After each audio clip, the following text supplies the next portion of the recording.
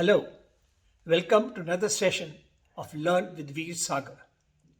A lot of people have been asking me that we want to become entrepreneurs. Can you help us? Can you mentor us? Now, I can't really help or mentor individuals unless they ask a specific question and I can answer that. But I can help and mentor through this channel of Learn with Veer Sagar. I would look forward to getting any feedbacks, requests, requirements from any one of you, and I'll try and cover that. If you have any particular situation which you have faced on which you would like some advice, some discussion, I'll be happy to do that. But over the next 2 or 3 sessions, we will cover entrepreneurship. One of the things everybody thinks about when you talk about an entrepreneur is, oh, he's a businessman. You need a lot of money. You need a great idea, or you need some support. Not true. In fact, almost 80% of India are entrepreneurs. They are all doing some business or the other. And I do not believe that most of them have got unique, earth-shattering, original ideas.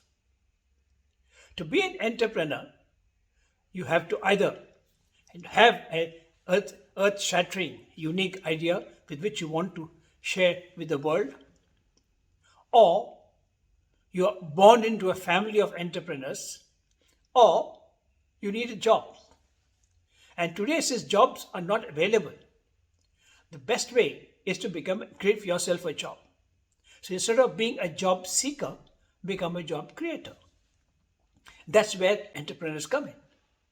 The guy who's delivering your newspaper in the morning or delivering your milk bottles in the morning is an entrepreneur. And that's not a very original idea of delivering milk early morning or delivering newspaper early morning. But there was a need. So an entrepreneur needs to find a need which he can fill, maybe better than the next guy. But then that gives him an advantage. Sometimes you don't have competition, but most times you have competition.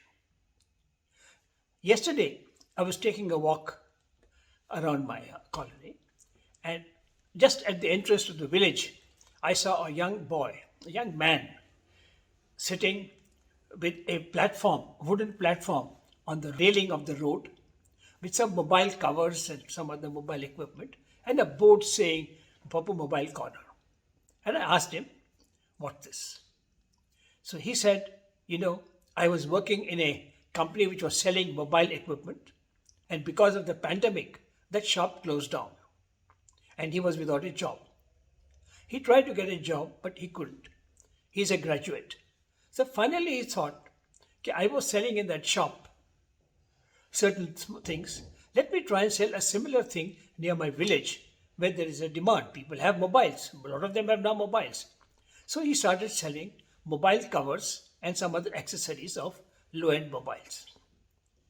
Then I asked him, okay, but does that do anything to you? He said, yes. I'm now able to meet my ends meet. I can pay the rent and I can pay food for myself. I haven't been able to save much, but it will grow. He used to buy this equipment which he's selling on credit from a shop. He used to get it here, sell, and at the end of the week, he'd pay him for what he's bought and then buy a fresh thing. So for becoming an entrepreneur, you need to have a need. The most important thing is a pressing need. And that need could be the need to survive.